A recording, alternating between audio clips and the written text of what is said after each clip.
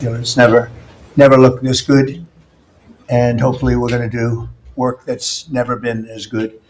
So I think that's basically what's happened in our first year. We've had an amazing year, and this will be our first cabinet after the year. So we're starting our second year. Tremendous progress has been made. I want to thank my entire cabinet for 12 months of unprecedented achievements. We really have. I mean, it's unprecedented.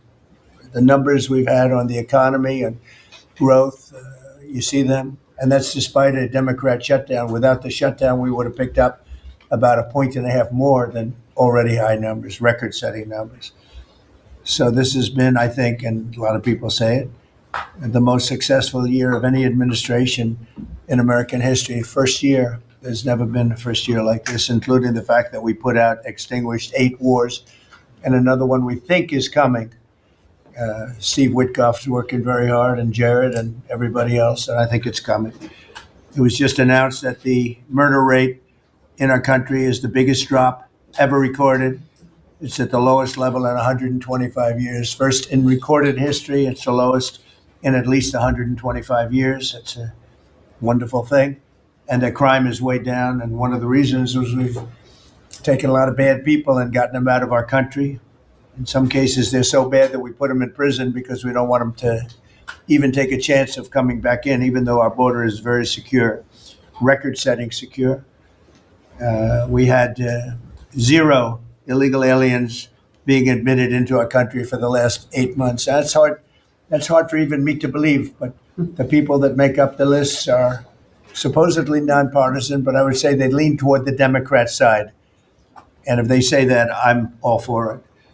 As you know, we've had a situation take place with respect to Venezuela. I want to just thank General Kane and his staff. Well, the job that they've done is incredible. Nobody's ever seen anything like it.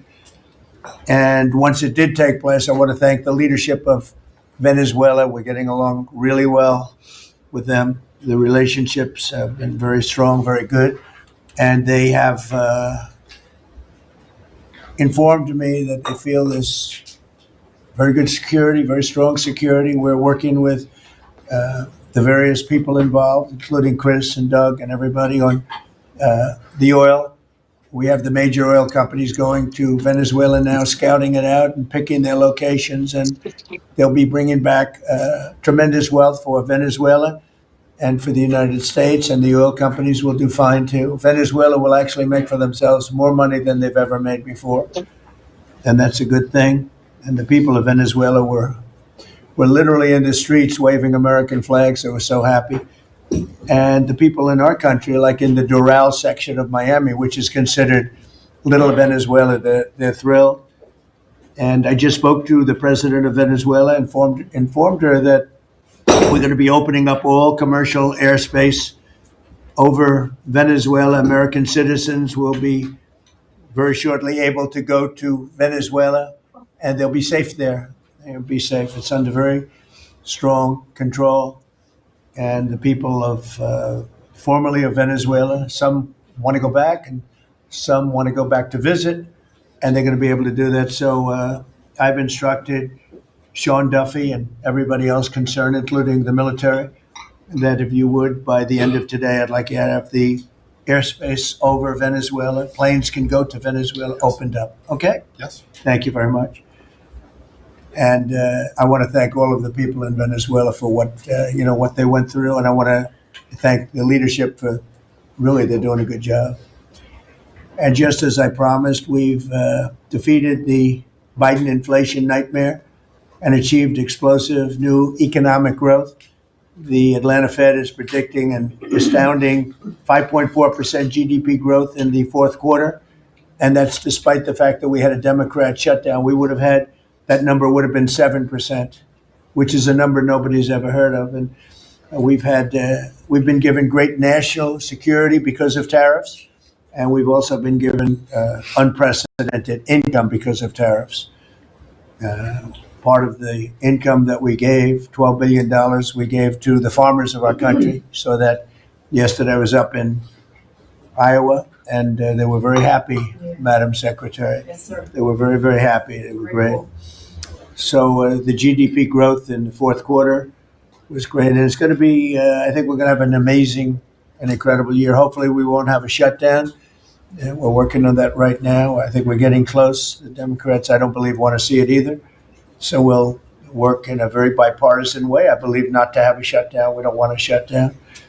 And just yesterday, the S&P 500 hit 7,000 for the first time ever. There's never been any time at which it's done like that. And the other stocks also, I think it was 52 times for the Dow, had hit a record high. But the 7,000 was not a number that was even thinkable if you go back a year ago. So S&P hit 7,000 for the first time ever. The stock market has set, it's actually 53 all-time record highs since the election, adding $9 trillion in value to savings, retirement accounts, and 401ks. And I mean, everybody benefits, but we have record stock markets. Companies have never done well. And most importantly, if you think about it, after 4 years in which Biden got much less than $1 trillion of investment into our country, in just, actually it was taken over 11 months, even though we're 12 months. In 11 months, we've taken in more than $18 trillion. So they did less than $1 trillion, Scott, in a period of 4 years, and we've done $18 trillion in less than 1 year. So there's never been anything like that. No other country has done those numbers, by the way, in history. 10 years ago, one country did 3 trillion. No other. We did $18 trillion. Is being invested now. Thousands of businesses, plants, equipment all over the country are being built right now. And they're going to be opening pretty soon. And when they open, you'll see numbers like nobody's ever seen before. The economy is doing amazingly well. I wish the press would report it, but people are finding out. They're seeing it. It's coming. It's becoming pretty evident. It's hard to hide. Biden inflation, which is really stagflation, cost the typical family $34,000. Think of that, $34,000. But after 1 year, growth in real incomes is outpacing inflation by more than $3,000 under Trump. So one cost $34,000 and one made $3,000. That's a big swing. Gasoline has plunged to, think of this, over $4 a gallon, depending on where you are. In California, it's $7, $8 a gallon. While I was in Iowa, and they had $1.85, because I had it at $1.99 a gallon. And I was corrected by two farmers that said, I just bought my gasoline for $1.85. So, Chris, you have to be doing something right, you and Doug, right? But I don't want to give you too much confidence. You got to keep it going. We're drilling, I think I can say we're drilling more than at any time ever in the history. We're taking out more energy out of our land, but specifically, if you look at oil and gas, we've never been anywhere even close. Is that a correct statement? That is correct. All-time records. Yeah, great. It's a great job. Well, it's supply and demand. So that's going down rapidly. And, you know, when energy goes down, everything else goes down. They tried to do their thing. It was a disaster.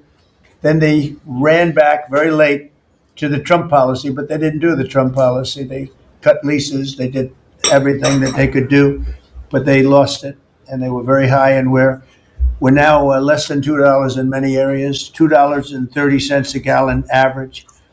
Grocery prices, airfares, hotels, car payments, and rent prices are coming down very fast. And you don't hear the word affordability issued by the Democrats anymore. Now they're going into other things because they're getting beaten badly on affordability. Remember that when I was elected, I came into office, I inherited a total mess, starting with eggs, which were 4 times higher than they were just a year before. And Brooke got them down very quickly before Easter. They said they wanted me to buy plastic eggs for the egg hunt, at the very famous egg hunt at the White House. Sir, would you buy plastic eggs? I would buy a lot, of like 100,000 eggs. I said, we're not going to buy plastic eggs. And by the time we had the egg hunt, a few months later, we had the prices down pretty good. And now they're really low. Now they're at a very low level. So we really have, you don't hear the word affordability because we inherited very high prices, and we inherited the highest inflation in 48 years. I say the history of our country. I think it sounds almost the same. Actually, I think 48 years sounds actually worse for some reason.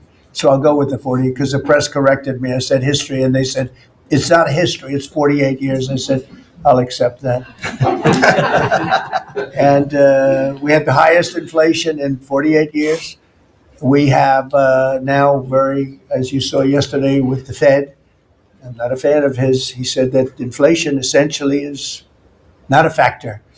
It's really been pretty amazing. I just put out a statement about his statements. I won't repeat them here because they're too angry.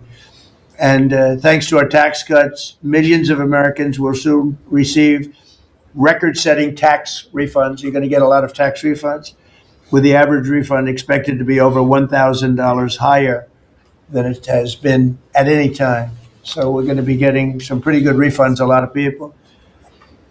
If congressional Democrats had their way, Americans would right now be facing the largest tax hike ever. You know, their proposal was to raise taxes very substantially.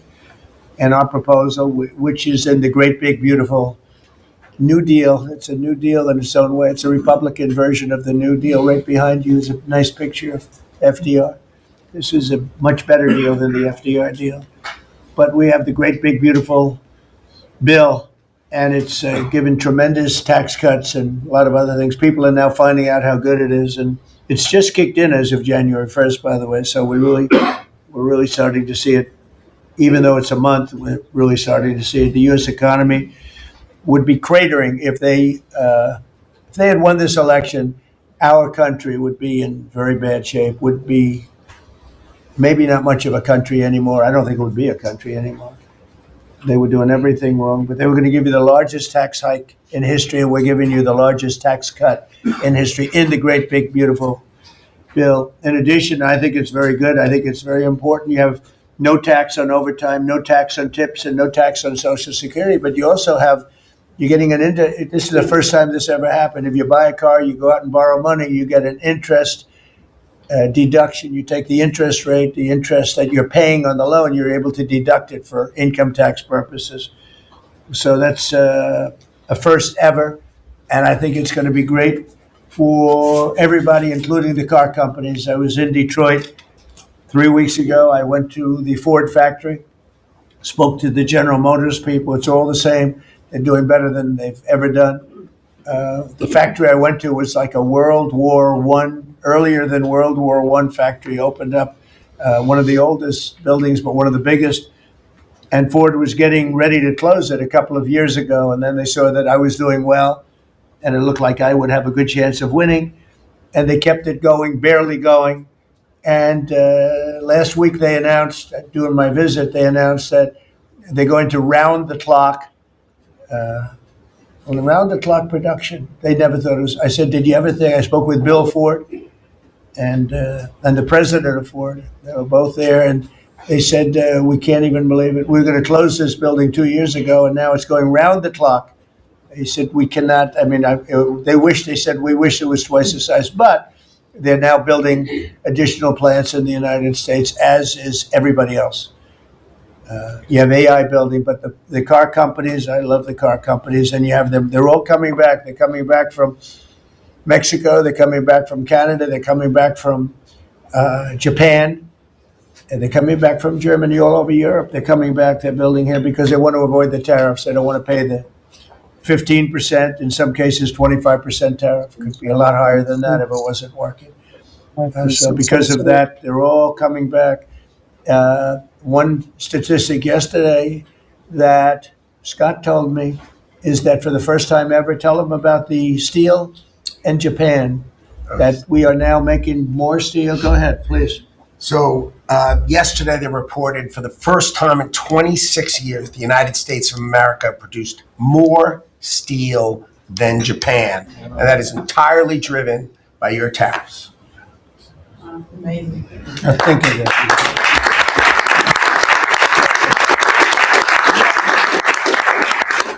He obviously said that much better than I did because I got no applause. I'm giving you home run after home run. He says one thing and everybody else. I should have saved that one for myself.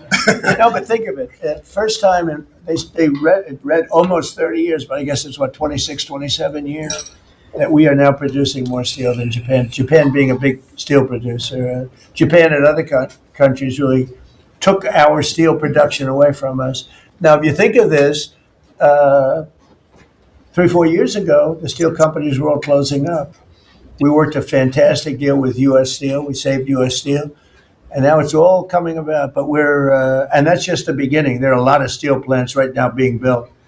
So it's an amazing number. Nobody would have believed that. If you would have said that 3, 4, 5 years ago, people would have said, "Yeah, it's not a true fact." But so it has to be true because otherwise you question me on everything. I have to be extremely accurate. I don't exaggerate it. I don't want to exaggerate because you will call me. You don't call other people, but you would call me under my most favored nation spot, which I think is the most important thing, Bobby, of all what we've done, because we're bringing drug prices down by 80, 90%, depending on the way. You could say 5, 6, 7, 800%. Depends on the way you want to calculate it, right? But let's go the old-fashioned way. But drug prices for prescription drugs will be down 80, 90%, 75%, 68%. They've only gone up for years and years and years. They've only gone up, and now we're going to have essentially the most favored nation. We're going to have the most favored price in the whole world. Whatever the lowest price in the world is, that's what we're going to pay. And I don't want to go into a big deal, but nobody else could have gotten this but this administration. I'm being very nice when I say that. The cost of prescription drugs is coming down by a number that was never even thought of. This will have a huge impact on healthcare, by the way, because obviously drugs are a big part of healthcare, and it will help repair some of the Unaffordable Care Act's damage that they've done, because the Unaffordable Care Act, which is Obamacare, it's unaffordable. It's not affordable, and it's a disaster. And hopefully we will be paying money directly to the people instead of giving the insurance companies the money. They'll go into a healthcare savings account or whatever it is. But think of it. We pay the money, billions and billions, really trillions of dollars going to insurance companies. We want that money to go to the people. They buy their own health care. And it's so popular. The problem we have is the Democrats are owned by the insurance companies. They're literally owned lock, stock, and barrel by the insurance companies. And they hate it. But the people love it, including all Democrats. So I think we'll perhaps be successful with it. But it was an idea I had. I read the papers, and I'm reading one of the stories about the insurance companies, how much money they're making, where they received, billions and billions of dollars for this stuff from the United States of America, and their stock has gone up by 1,400%. Think of it, 1,400. One went up 1,700%. Numbers went up. If you go up 1,000%, you're doing bad in that business, right? And it's all because of the money. Not all, but mostly because of the money the United States pays to the insurance companies. They say, this is big stuff. And I asked somebody, why don't we just pay the people directly? And they said, that's a good idea. It's funny, it's a very complicated business, but actually it's not so complicated. And I went to Bobby and I went to Dr. Oz. I said, can I talk to you guys about this? Is this the kind of money the insurance companies get? Yes. Why don't we pay the people directly? And the primary answer was that the Democrats will never go along with it.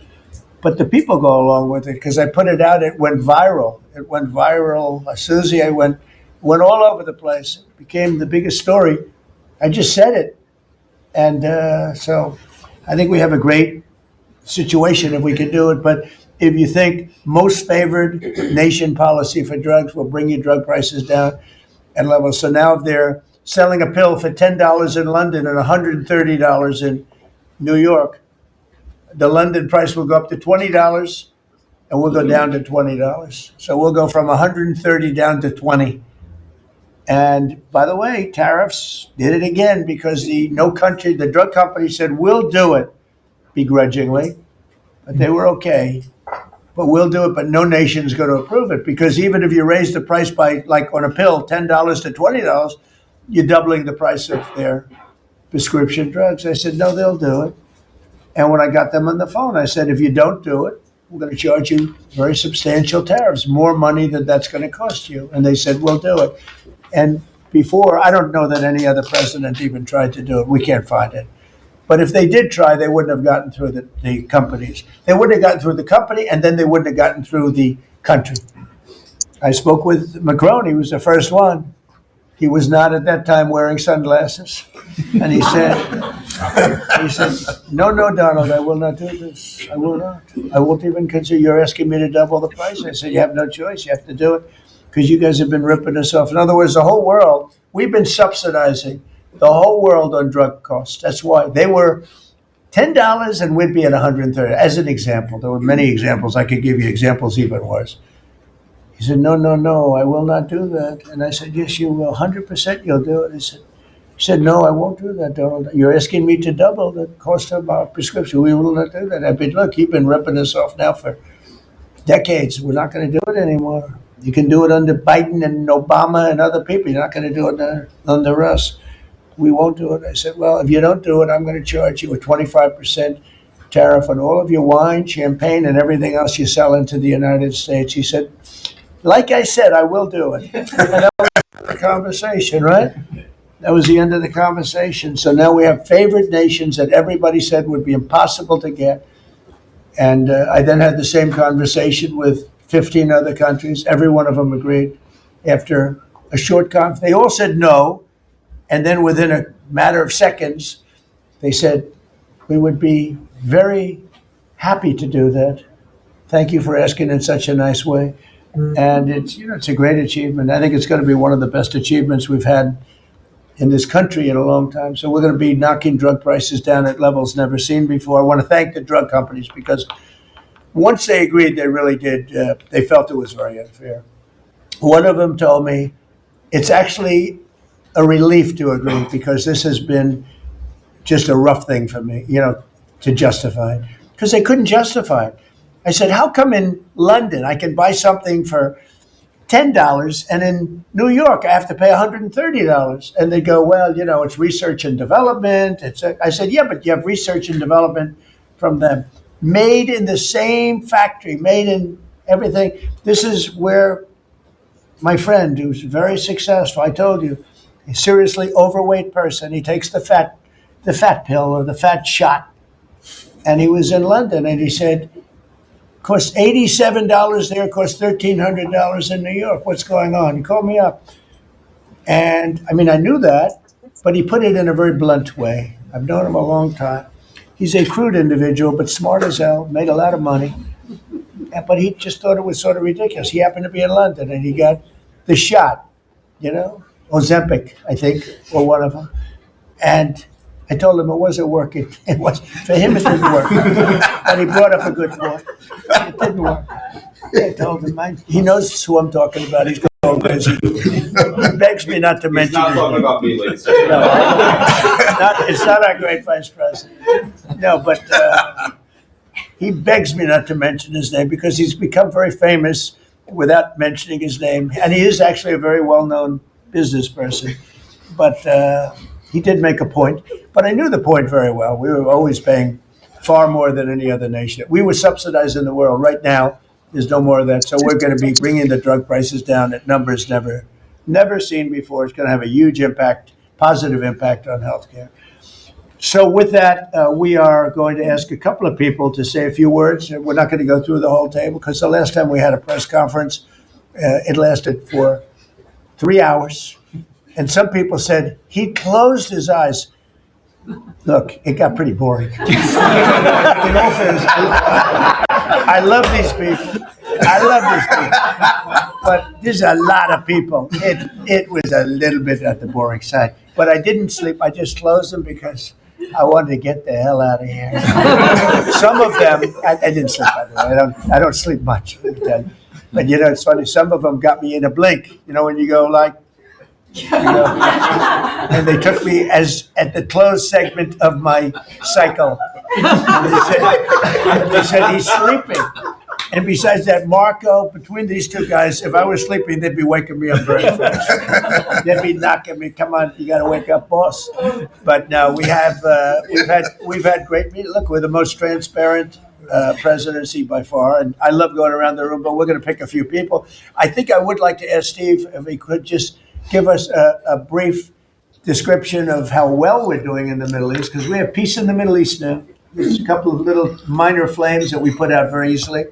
And very importantly, we got our last hostage back, which is incredible. Unfortunately, this was...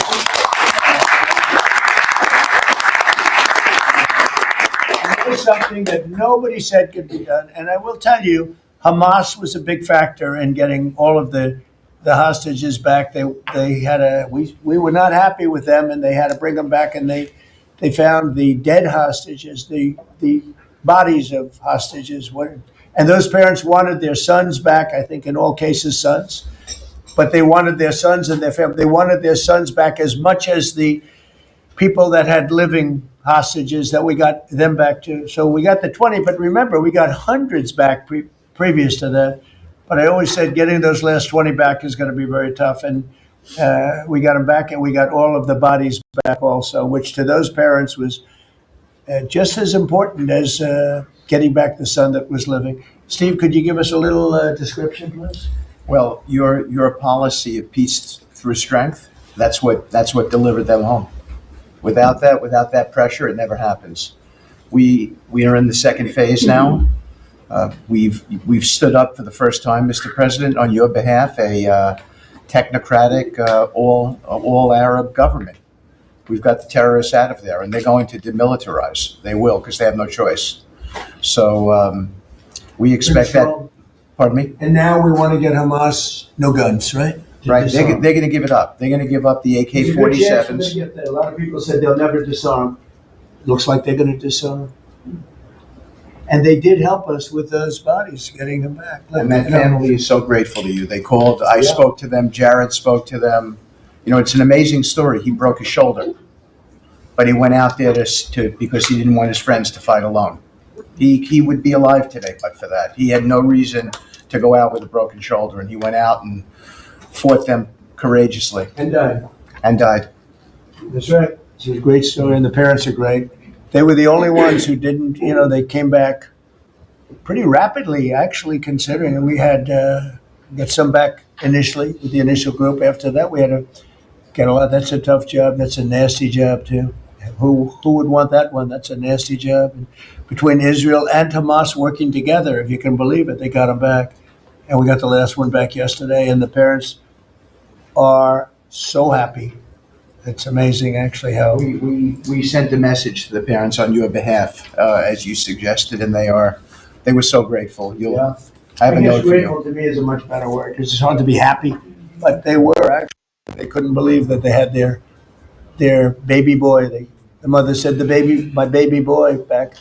It's a very terrible thing. Russia, Ukraine, we've making a lot of progress. Could you explain that? The Ukraine said made more progress since Geneva than they've seen in the last 4 years of that conflict. So we had 5 Russian generals last Sunday in Abu Dhabi with Jared and Dan Driscoll, and we think we made a lot of progress. The talks will continue in about a week, but lots of good things happening between the counterparties discussing the land deal. And we have a security protocol agreement that's largely finished, a prosperity agreement that's largely finished. And I think the people of Ukraine are now hopeful and expectant that we're going to deliver a peace deal sometime soon. And because of the cold, extreme cold, they have the same that we do. I personally asked President Putin not to fire on Kiev and the cities and towns for a week during this. It's extraordinary. It's not just like cold, it's extraordinary cold, record-setting cold. Over there, too, they're having the same. It's a big pile of bad weather, the worst. But it was really, they said they've never experienced cold like that.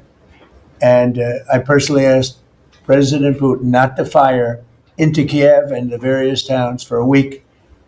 And he agreed to do that. And I have to tell you, it was very nice. A lot of people said, don't waste the coal, you're not going to get that. And he did it, and we're very happy that they did it. That's correct. Because on top of everything else, that's not what they need is missiles coming into their towns and cities. So I just thought I should say it.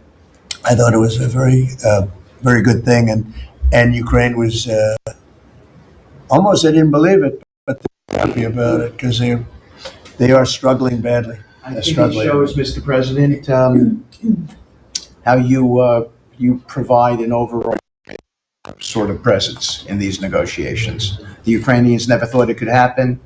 The Russians are doing things maybe that people wouldn't give them the credit for doing, and I think it always comes from a spirit.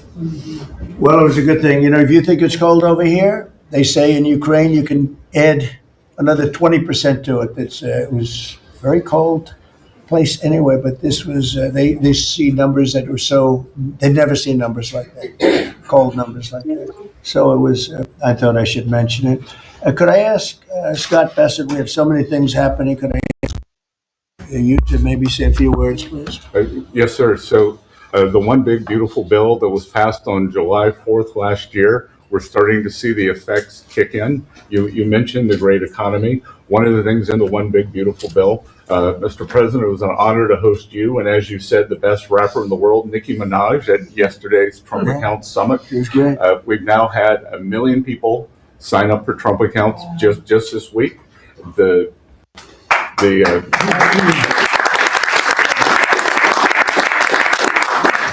think there'll be 25 million families who are eligible. The segment that you and she did has 1 billion hits on the internet. So we're telling everyone, go fill out form 4547, trumpaccount.gov. So thanks to you, the Trump accounts and Next Generation's America will benefit from today's record-breaking economy, record-breaking markets. Sir, when we came in, the Biden administration had destroyed the American people with the 3 I's: immigration, inflation, and interest rates. Immigration, check, you close the border. The inflation, as we've heard, back down to target. Prices are coming down. And interest rates, we hope there's more on the way. We've got gains in wages, low prices, and I think 2026 is going to be the year for the Trump boom. It's going to be a supply side boom. I enjoyed the trip out to Iowa. In the diner, the staff there was thanking you for the no tax on tips, and they're expecting big refunds. From that, we saw the CEO of John Deere, who said, thanks to your tariffs, new plants in Indiana and North Carolina. Two massive plants being built by John Deere. And he's the chairman and CEO, a wonderful guy. And I said he was at the event we had in Iowa, which is appropriate, John Deere, Iowa. But I said to him, so what are you doing? He said, we just announced 2 massive plants. In fact, they're going to have one plant for excavators. And he said, there hasn't been an excavator in this country in 50 years or something. He said, they're taking it out of Japan and they're moving it into the United States. 2 very big plants. And I said, so why are you doing it? He said, because of you and because of tariffs.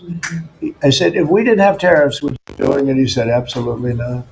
So it's very important, and I hope we're going to be successful with the Supreme Court case because we're waiting, and we're taking in hundreds of billions of dollars, and we don't want to give it back, number one. And number two, and the people that are fighting us on that case, by the way, are China-centric. These are people that are for China, but they're also outside of the United States. These are countries that have ripped us off for years and years, charging us tariffs. And now we're doing an amazing job and we're getting it back. We're getting it all back and then some. And they're the ones that are leading that lawsuit that we have in front of the United States Supreme Court. So it's a very important lawsuit for our country. And hopefully it's going to work out. We're waiting a long time, but hopefully it's going to work out. We've taken in hundreds of billions, even trillions of dollars. And certainly we've taken in trillions of dollars of, a big part of that $18 trillion that's coming in is because of tariffs. They're coming in, they're building because they don't want to pay the tariff. And the tariffs are very, steep. They could be much steeper. You probably saw I put out a truth today, and the tariffs could be much steeper. We've been actually very nice about it. but even being nice about it, we've taken in hundreds of billions of dollars. And honestly, they've given us tremendous national security. The power that we have because of that. They have given us tremendous strength and national security. Go ahead, Scott. And- Yes, sir. And the IEPA power you used on the tariffs, as you said, we've got tens of trillions of investments. The tens of trillions of investments turns into factories construction, Right. which turns into factory jobs, which turns into consumer spending. You've right-sized the government, so government employment is down, private sector is up. Growth was a stunning 4.7, 4.8% in the past 2 quarters, biggest back-to-back gains in a decade. And we are doing that with government finances improving. So that will bring down the borrowing cost, the calendar year budget for 2024, 7% deficit to GDP, highest when we weren't at war, not in a recession, all the way down to 5.4% and getting better. Biggest decline since 2014. Generational gains in productivity, soaring productivity. We're going to lift workers pay, record high prices, record high profits, and stock prices are soaring. You got a manufacturing. Key inflation metrics are trending lower. Over the past 3 months, the consumer price index is just 2.1, and core prices are even lower at 1.6. And I think that could trend below 1, given energy, as you talked about, the pharmaceutical discounts and rents. So we're expecting a great year in 2026, Mr. President. And we're going to be announcing next week, I think, sometime, Scott and Howard and everybody, we're going to be announcing the head of the Fed, who that will be. And it'll be a person that will, I think, do a good job. We're paying far too much interest in the Fed. The Fed rate's too high, unacceptably high. We should have the lowest. And I think you read my statement today. I put out a statement before the meeting, but we should have the lowest interest rate anywhere in the world, because a lot of these countries are successful only because of us, because we allow them to have surpluses. And without surpluses, some of the countries that you most respect financially, that you say, oh, this one, that one, this one, that one, they're successful because we allow them to have surpluses. And we could easily stop that with the powers that we have, but we don't. We took some of it, but we took really just a small portion of it compared to what we could take if we wanted to. We should have the lowest interest rate anywhere in the world. They should be 2 points and even 3 points lower. And if it was, each point is the equivalent of, I would say, $500 billion. So if you got 2 points low, you have $1 trillion in saving. And it's almost, if you call it just a paper expense. You can do it with a pencil. It's not cutting. It's not saying we have to get rid of jobs, or it's just like literally so easy to do. But we have a guy that doesn't want to do it because he's, I think he's politically biased. I really do. I believe he's politically biased because most smart people say it's not even a question. But despite that, we were able to bust through. It's like busting through a wall. We were able to bust through a wall, and we have the kind of numbers that Scott and Howard with the steel and other things talk about. What would you say, Howard, in terms of how we're doing, generally speaking? Great businessman, very successful guy. He's doing a really good job. What would you say? Well, no one, before you walked in the door, no one thought our economy could grow 2%. Fourth quarter, with the shutdown, 5.5%. And that means the first quarter, you could see the United States of America, with its $30 trillion economy, grow in the 6% range. And no one thought that was possible. That's how you get jobs. That's how you get money down. That's how you fix the deficit. You are fixing everything with your policies. You have changed America and created the golden age. Thank you. And with the help of the Fed, because we really, we want help, not hindrance. Why would the Fed hinder? But with the help of the Fed, with the right choice, if we make the right choice, a lot of times you make a choice, you think it's good, and it turns out to be not good. But with the help of the Fed, we could hit numbers that have never been hit before. We could hit 8, 9, 10. There's no reason why not. And, I talk about, if you go back 20 years, 25 years, I'm old enough to remember, when we had good news, when you announced good news, the stock market went up. You announce anything good, the stock market went up. You announce bad, the stock market went up. And that's the way it should be. But now it's over the last 15 or so years, if you announce Good news, that means they're going to raise interest rates because they want to kill it. So you can never really be that successful because you announce all record numbers, great, great, great, because they're afraid of inflation. But growth doesn't have to have any impact on inflation. It can make inflation go down in many cases. So, and you've seen that with us. I mean, we're growing at a much faster rate than anybody thought was possible. We have very controllable inflation. With Biden, we were getting killed, and we had the worst inflation in 48 years in history, in the history of our country. And that's with going down. So growth is a great thing. It doesn't mean inflation. And I want to go back to a system where when we announce good news, they say that's great. We can lower interest rates. And by the way, if inflation comes, we'll take care of it when it comes. You know, they're trying to guess it and they're trying to get it 10 years before in advance. And, you know, we want to make this country greater than ever before. And I think we're doing that. But we want to make it that when we announce great news, everything goes up. If we announce bad news, that happens too. We bring it down and we control and we do what we have to do. But we can have numbers in the upside like nobody's ever seen before. I want to ask Bobby to say a few words, if he would, about some of the incredible things that we've been doing in your department with Oz and everybody else. Mr. President, we're in the process of implementing your great healthcare bill, which is going to increase affordability, drive down costs, and increase the quality of healthcare for every American. You mentioned MFN, Most Favored Nation. We now have agreements with 16 of the 17 drug companies. And you asked us to do something. You know, Clinton had promised to do this. Biden had promised to do this. Obama, Bush had all promised to do it. None of them succeeded. It was regarded as impossible. And you made it 10 times harder. As you said, not only do I want MFN, but I want them to all reassure their production to this country. And they don't have any money to do it because we've taken it all from them. And I want to make sure we continue to lead the world in innovation. We succeeded in all of those goals. And the proof that we did that is after we signed those agreements, the stock prices for those companies went up $1.3 trillion. Amazing.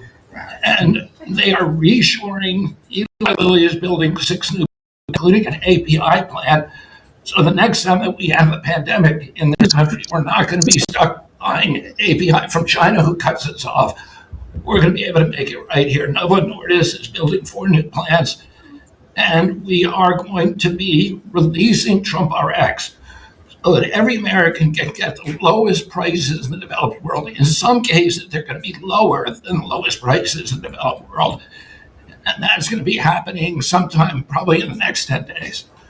So we're doing rural health. We sent out $10 billion last week. The states have that money. They're going to be giving it to rural hospitals sometimes in the next 2 weeks.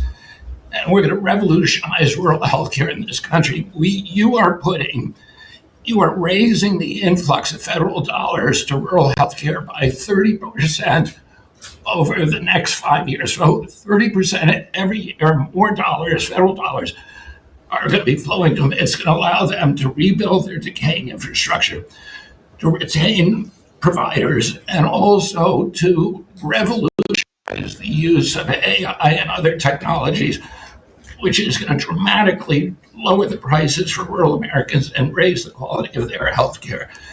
Brooke and I released the dietary guidelines, which have been received incredible acclamation from both sides of the aisle. We are going to change the food culture in this country. Brooke gives away $405 million a day to buy food for Americans in the WIC program, the Head Start program, SNAP, school lunches, the VA, and the military. They're now going to be getting real food for the first time. And Brooke came up with the ingenious idea of requiring every store in this country that accepts food stamps to double the amount of real food that they're selling. And this is going to drive changes in the market. And it's going to lower the cost of meats, of proteins, of whole grains, of fruits and vegetables, so that every American will have in their reach an affordable meal that actually is real food. 70% of American kids now are 70% of the diet of American kids is now ultra processed foods. That's why we're spending $5 trillion in treating chronic disease in this country every year. We are attacking fraud. We have Oz finding hundreds of billions of dollars in Medicaid, Medicare fraud in states like Minnesota and California, and we are clawing back that money. We also accomplished something that every American has promised, which is prior authorization. Now we have 80% of the insurance industry that has agreed to eliminate prior authorization in almost all of their procedures. So that this is going to dramatically change the experience of every American with the healthcare system. You go to your doctor, your point of care, before you leave that office, you will know whether the insurance company is going to pay for the procedure or not. And that is going to, as I said, change the experience. We're also doing price transparency, which you asked during your first term. It never got implemented because the Biden administration never enforced it. We brought more enforcement actions against hospitals than in this 1 year. And the Biden administration bought in 4 years, and we're doing a crackdown so that every American, when you go to a restaurant, you look at the prices before you buy the meal.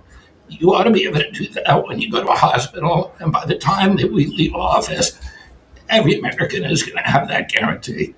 We're doing a lot of other stuff, but we were told to keep it short. You so- are. And the autism that's moving along really is trying to We're figure that out. we've commissioned now dozens of studies, maybe over 100, and we are going to get those done for you. Good. That's so important.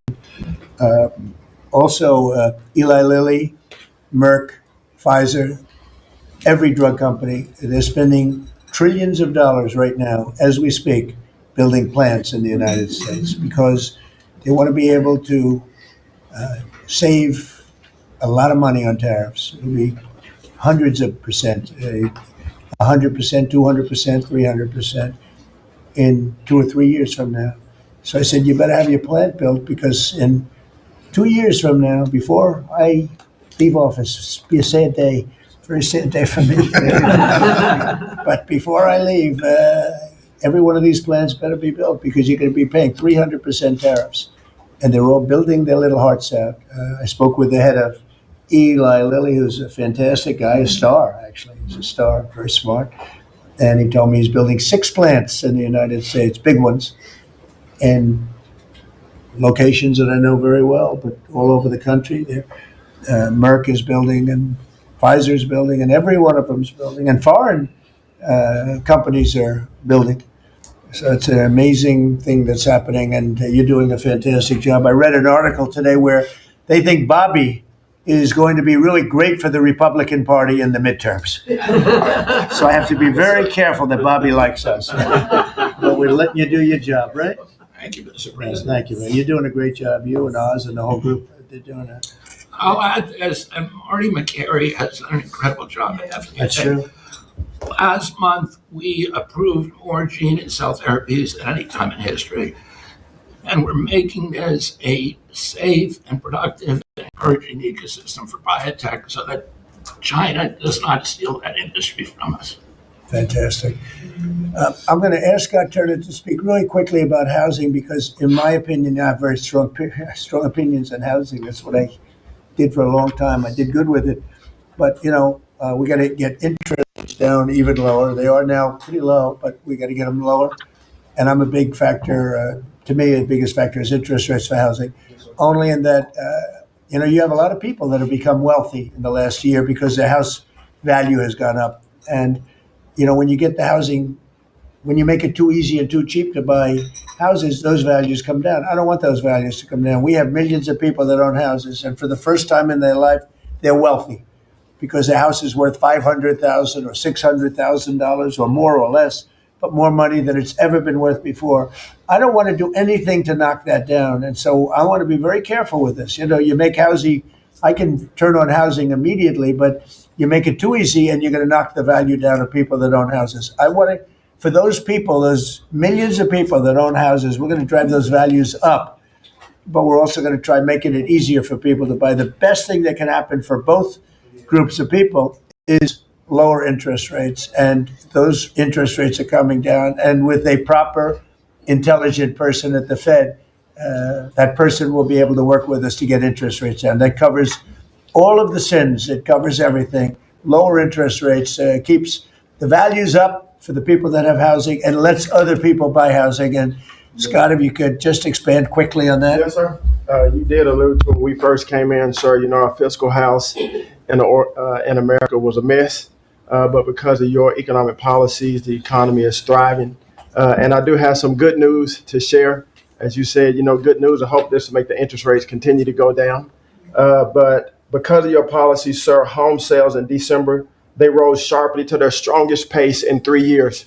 A lot of people, when we first came in particular young people, were concerned and asking the question whether they would ever be able to afford to buy a house in America, which is the American dream. The 30-year fixed mortgage rate dipped to a multi-year lows, driving monthly payments down for the 2 years at the lowest levels. So more people can get a mortgage now. More families can be able to afford to get a home and achieve the American dream. At HUD last year, we helped and supported over 1 million people through FHA and Ginnie Mae to be able to buy a home. 500,000 of those were first-time home buyers, and hundreds of thousands of our veterans we supported. And so that's good news that millions of people in our country are now beginning to buy homes. We also, sir, saw that you are and will work with you making bold action to ban institutional investors from buying single-family homes. Those homes are for the American people. So, sir, thank you for your leadership on that. Also working with Director Pulte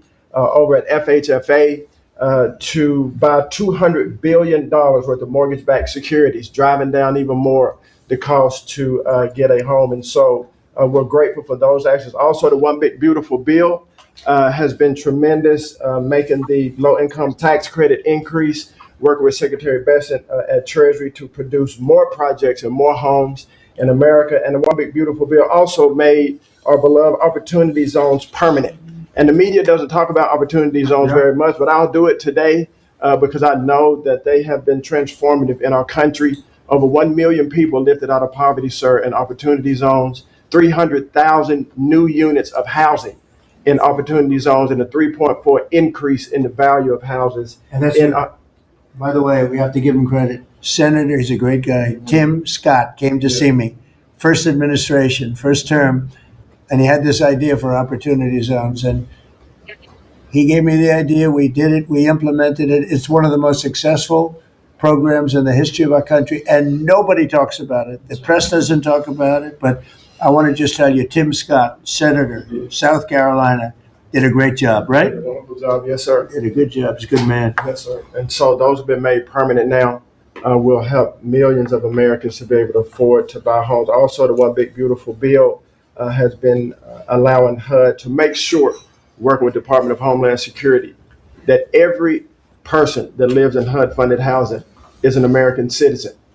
A blind eye has been turned prior to us being here to people living in HUD-funded housing, but no more. We're going to take account and transparency to make sure. And sir, there's a lot of crime that goes on in public housing, but we're coming after the criminals and making sure that everybody in there is an American citizen. So thank you for your support.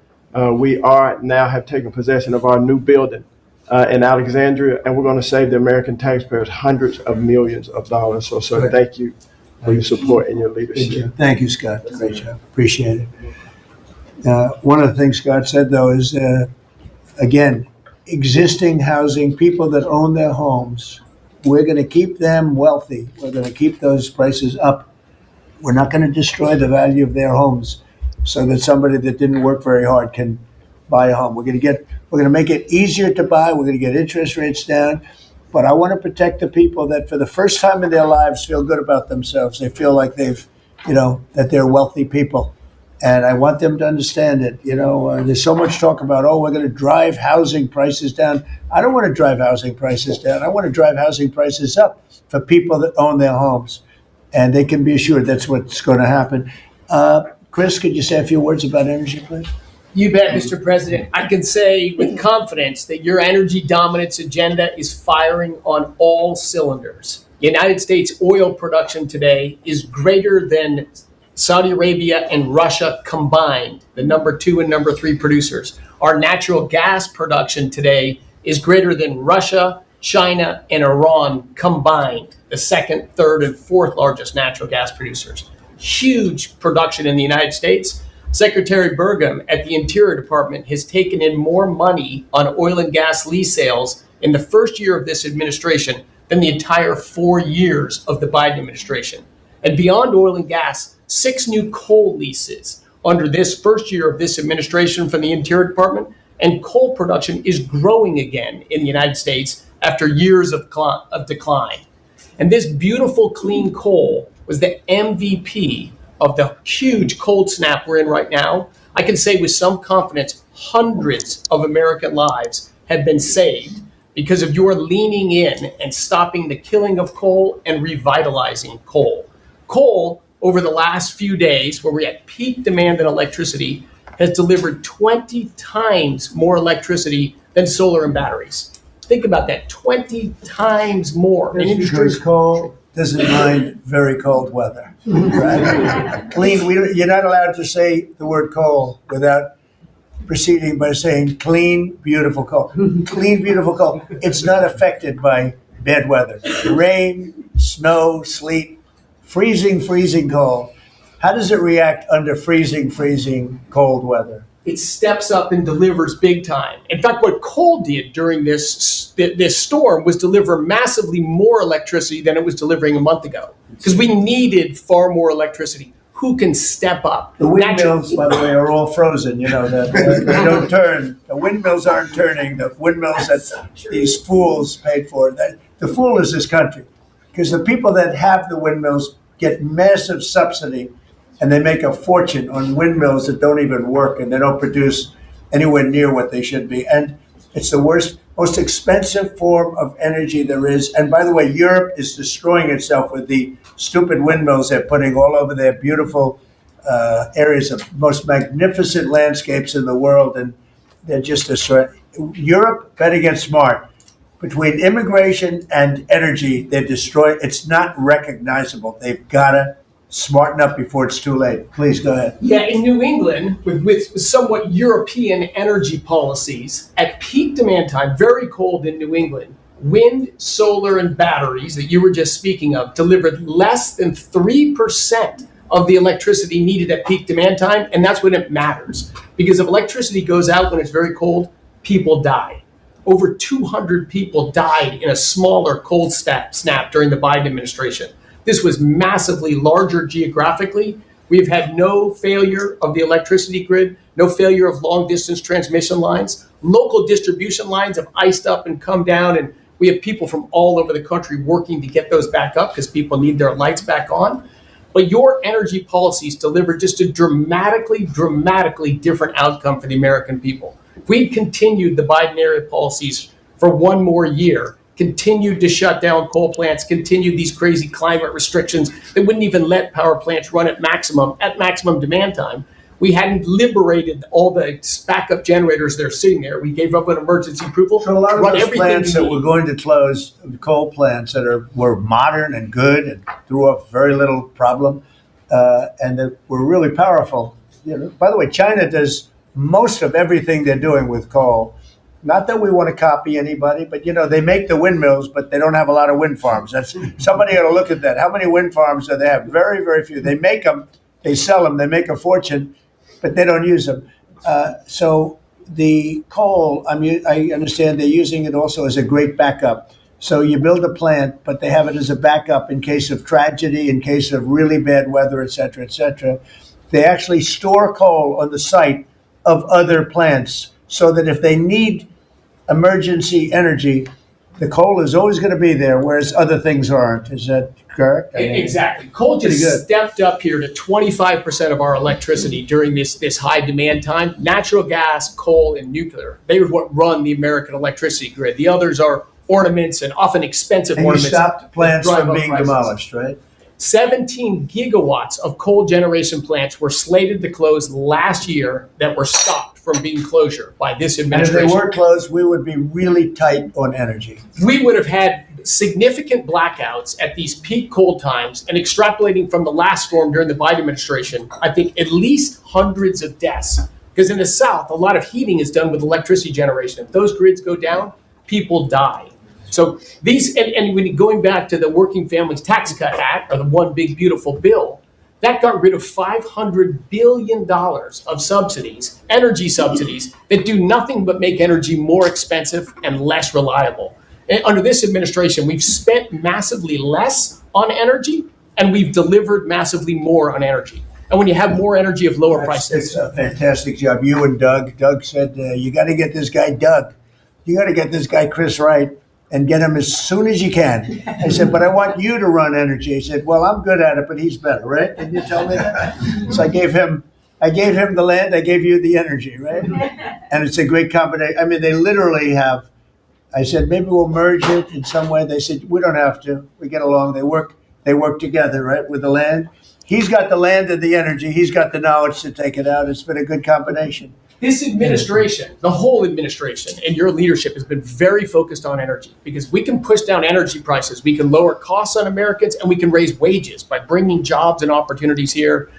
It is a transformation of American energy. Thanks for your leadership. He's one of the most respected people in the energy world. And Doug told me about Chris Wright. They said, if you could get him, what he gave up to do this job, you're making a little less money, but that's all right. You don't care. What you're doing is fantastic. But he said he's the best in the world. Other people have told me that. The heads of the biggest companies have told me that.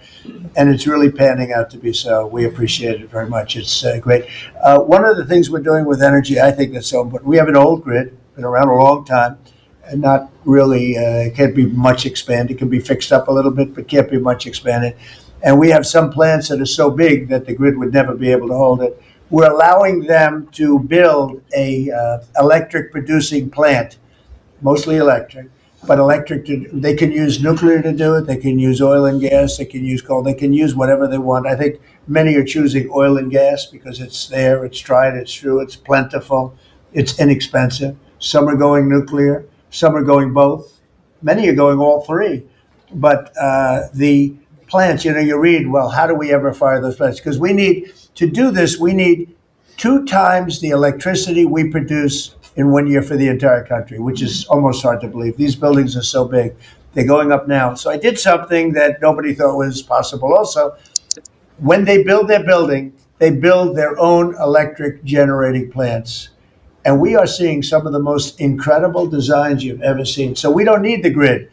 I read an article in the Wall Street Journal saying, oh, we're falling behind China. We're not actually. We're leading everybody because I'm letting them build. The government would never be able to do that.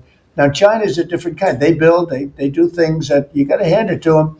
President Xi, they build vast amounts of energy. They don't have certain constraints that we have in this country, but we're more than topping them. We're leading China by a lot on AI, and it's primarily because I'm allowing them to build with their plant their own electricity. If they had to rely on the grid, they wouldn't have any power. You wouldn't have any power for anything.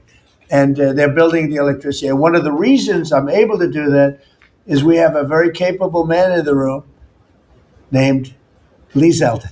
He may be in the room someplace. Is it his normal place? He's there. He's always there. Most reliable, solid guy. And he's done an amazing job. Could you just explain that? And also, because of the fact he's so good, California has a problem. The hardest permit to get when they lost 25,000 or so houses, which shouldn't have been lost, they should have allowed the water to come down from the Pacific Northwest, which was very plentiful. But they didn't do that. They lost 25,000 houses. Lee and his team gave them the most complicated permit within 20 days. Everybody, every single house that burned down got the federal approval. Unfortunately, it's well over a year. And the state and the city, that's Gavin Newsom, and the city, the mayor, who's grossly incompetent, by the way, they have been unable to give permits. There are like 3 houses being built out of thousands and thousands. They have no permits. So I read about a week ago that it's possible because of what's happened, whether you declare national emergency or something, these people they're dying to build their house. They want to do something that I could put somebody in charge from the federal government Congratulations, Lee. And I'm putting Lee Zeldin in charge of getting them their permits, city, federal. You have the federal, you need the city and state. And I hear you have great powers over them if we want, and we're going to give you that power. We've already given you that power. So Lee Zeldin is going to work with the thousands of people that are dying to build their house. And I also recommend one other thing. Give them the house plus a 10% bonus. In other words, you get a bonus, you can build your house 10% larger. They've suffered so greatly, they've waited so long, and they should be given a bonus. So I think, and I've heard this has been done before, they get a 10% bonus. They can build a house that's a little bit larger than what they had before. And I'd like to have you take it over. Mr. President, your great Secretary of State was looking for another job. I was thinking about him, but he's pretty well booked. I watched you. He did a great job yesterday, but he's a little booked up. Let's go, Lee. Talk. No more ideas like that, Lee. When President Trump came into office, he immediately signed an executive order giving EPA 30 days to complete our Phase 1 hazardous material removal, so that the Army Corps can come in and complete their Phase 2 debris removal.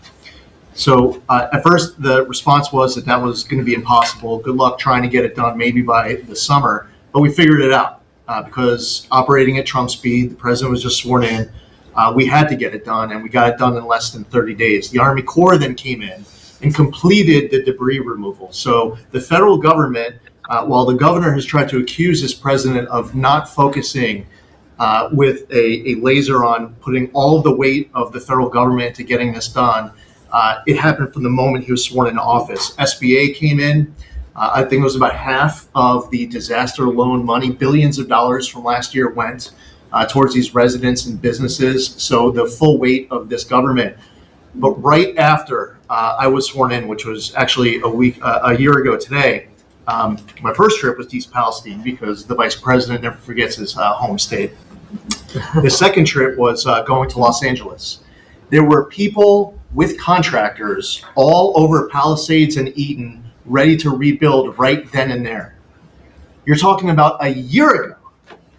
And now the frustration, the passion that we all hear from all of these Los Angeles residents. And President Trump, he's made it clear to us that he's heard enough.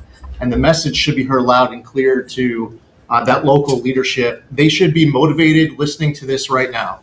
And when this cabinet meeting is over, if it hasn't been done already, is that they need to go into the office where these permits are just laying around, flip over tables if you have to, fire people if you have to, and get all of these approvals done so that people can rebuild their lives. It's been a year, and this president has had enough. So whatever you can do, that's going to be very important. And it's so sad. Those people, we were there a few days after the fire. You were there with me. We were walking down the streets. The people are devastated. The love that they had for that property was everybody was going to rebuild, and they thought they could do it immediately. They should have. We gave it to them so quickly, but they can't get their permits. They still can't build, and they're losing spirit too. I mean, a lot of people are losing spirit. And the other thing I'd like to talk to you about and other people about that happen to be sitting around the table. They want to build a low-income housing project right in the middle of everything in Palisades. And I'm not going to allow it to happen, okay? I mean, maybe it's politically correct, maybe it's not. I'm not going to let these people destroy the value of their houses. I built a lot of low-income housing. I made a lot of money building low-income housing. I know more about it than anybody. We're not going to allow this guy to build a low-income housing project on top of everything else in the middle of that mess that was created by the fact that they didn't allow water to come down from the Pacific Northwest, okay? And I'd like you to have that stopped and stopped immediately. No financing. That might be you, Scott, because they'll come to you for financing. It's never going to be approved. You would never, but Scott thought it was a horrible thing. So there's going to be no financing for low-income housing. Let the people build their houses, and as fast as you can, help them, help the mayor and help the governor get their permitting done, okay? Yes, sir. Okay, thank you very much. Kelly, I think you were just alluded to, are you helping some of the people out there with loans? Yes, Mr. President, thanks to your leadership, you also helped put the fires out. Your executive order got water to the scene in your earliest days of your presidency. So you've been there from day one. We've been out there twice now. There had been no changes until your executive order this week that is allowing that permitting to happen quickly. We have 16,000 structures burned. We have put loans out on 12,000 of them for $3.2 billion. More than half of all the disaster money delivered in America went to that area. Now, because of the abject leadership, the failures of Gavin Newsom, they have not been able to rebuild. Because of your leadership, they're going to be able to rebuild. But that's not all you've And they'll done. take the credit for it. Watch, it'll start, and they'll take the credit. Look at the great job we did. They would never. It wouldn't get built in 20 years, and it will be destroyed by building low-income housing next to luxury housing. History says that doesn't work too well. Go ahead. We're going to make sure that doesn't happen, Mr. President. Please. But under your leadership, you've ended at least 8 wars, okay? But probably the most important and underreported war that this president ended was Joe Biden and the Democrats' war on Main Street and hardworking families. We've seen it as I've gone across the country this month, 10 different states, and we saw it when we were together in Iowa. Hardworking families, farmers, small businesses expressing gratitude, lined up to thank you. I was out with our great vice president last week in Toledo, Ohio. They are thanking this administration for getting Main Street back. The Trump tax cuts, the tariffs, deregulation, it's all rocket fuel for hardworking families in Main Streets. And I see it whether it's talking about small business expensing 100% accelerated for Made in America factories, the 20% pass through, but it's also working families where they have expanded child tax credits, increased standard deductions, permanent low income tax rates, health savings accounts, Trump accounts. This president is delivering for Main Street. It's the most underreported story in this country. And I see it in Main Street businesses. All-time small business confidence hit a record under this president last year after the Trump tax cuts. All-time small business formation now at 36 million small businesses and a record $100 billion out from SBA because a record number of people want to invest in this country and hire. And whether I've talked to manufacturers about tariffs, they know that this president is bringing manufacturing back, just like Prince Manufacturing in Macon, Georgia. 500 employees machining parts for our defense, our agriculture, our automotive, our aerospace industry. They're going to hire 500 more people this year because of tariffs, because of the Trump tax cuts, and because of SBA lending. And I see this state after state as I've gone across the country, talked to hundreds of business owners, walked dozens of factory floors.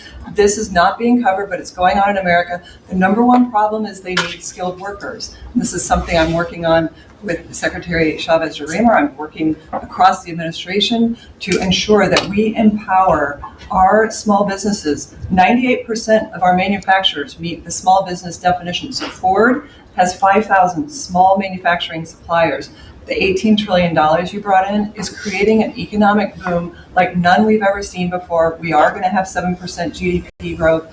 GDP now is probably underestimating where it is in 4Q, but with interest rates going down, with regulation going down, these are all taxes on small businesses, and those are going away. And thanks to President Trump, your leadership, we are seeing Main Street boom. Hardworking families have $1,000 already in their pockets, and when they get their $1,000 refund text, I hope they all remember that every Democrat voted against them getting their tax refunds, because this is what our administration is doing, is powering your incredible economic agenda forward on Main Street. Thank you very much. Great job. I do want to say that on my left, I have a man who's doing a fantastic job, and on my right also, by the way. But we're spending a tremendous amount of time and effort on building our military. We largely rebuilt the military during my first term, fortunately, and we're greatly enhancing it now. We're going to be doing something new. We're bringing back the battleship, and I thought, like you remember the battleships for the great Iowa, and Alabama, Missouri, those unbelievable scenes that you see, Victory at Sea. You'd see these incredible ships, and I thought they were powerful, but the battleships that we're building are going to be 100 times more powerful than those beautiful works of art. I mean, they were magnificent, all steel. We have the steel now, and we're going to be doing that as an enhancement. But our military is very strong. You may want to say something about the large fleet of ships that's heading over to the Middle East. Well, Mr. President, you you had to, like so many other cabinet members have referenced, rebuild the perception of America. And at the Department of War, that meant reestablishing deterrence. What happened in Afghanistan, what happened in Ukraine, a war that never would have occurred, what happened on October 7th in Israel, never would have happened under President Trump. So as a result, we're having to rebuild how our enemies perceive us. And when President Trump said, we're not getting a nuclear, Iran, you won't have a nuclear bomb, he meant it. And we sent those B-2s halfway around the world, and they never noticed. When he said, we're not going to tolerate trafficking drugs anymore in our hemisphere, we treat them like the Al-Qaeda of the Western Hemisphere, he meant it, and we're executing that. When you said, Mr. President, we're securing the border, the military was proud to do their part alongside Homeland Security to do that. Same thing with Iran right now, ensuring that they have all the options to make a deal. They should not pursue nuclear capabilities. We will be prepared to deliver whatever this president expects of the War Department, just like we did this month. No other military in the world could have executed the most sophisticated, powerful raid, not just in American history, I would say in world history.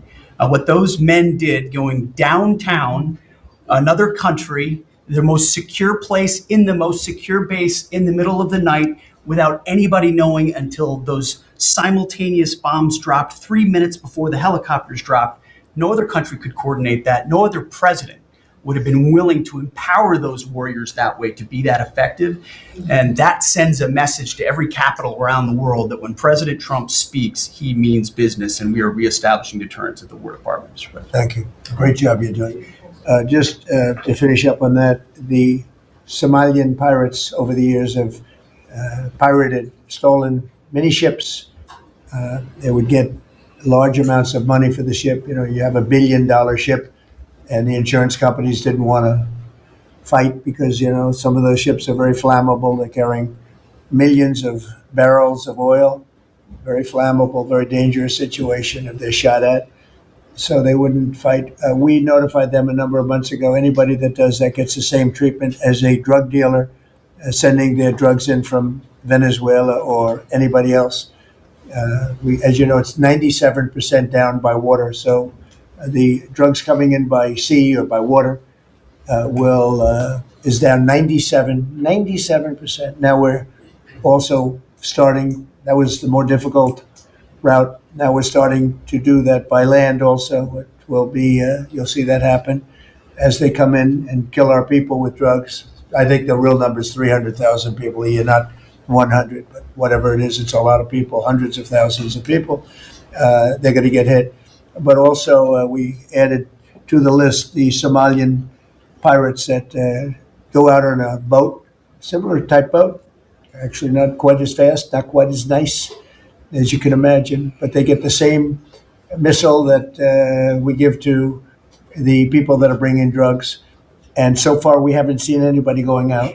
So the traffic is not being interfered with by people pirating our ships, not our ships, ships all over the world. I said, make it for any country. We're doing the rest of the world a favor. And it's a very effective favor, but we see very little pirating nowadays. You used to have ships being taken every single, like 2 or 3 a week, these massive ships that be brought in to some place in Somalia, which I don't even know is it a country. We have Ilhan Omar left, and then she gives us lectures on the Constitution of the United States.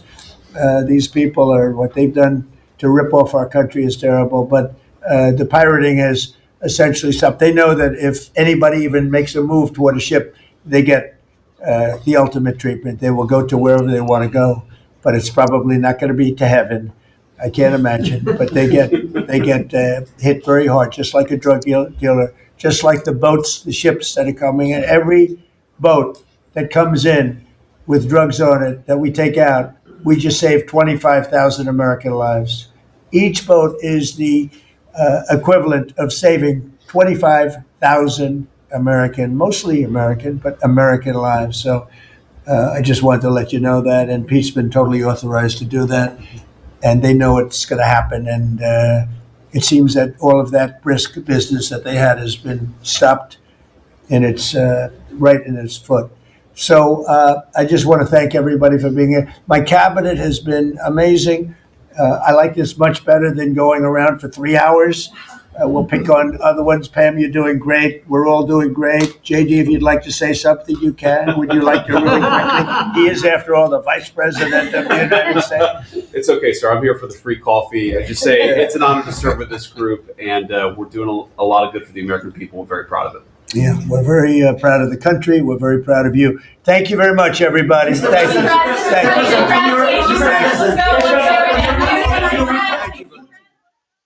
Those were the latest developments from the White House Cabinet meeting.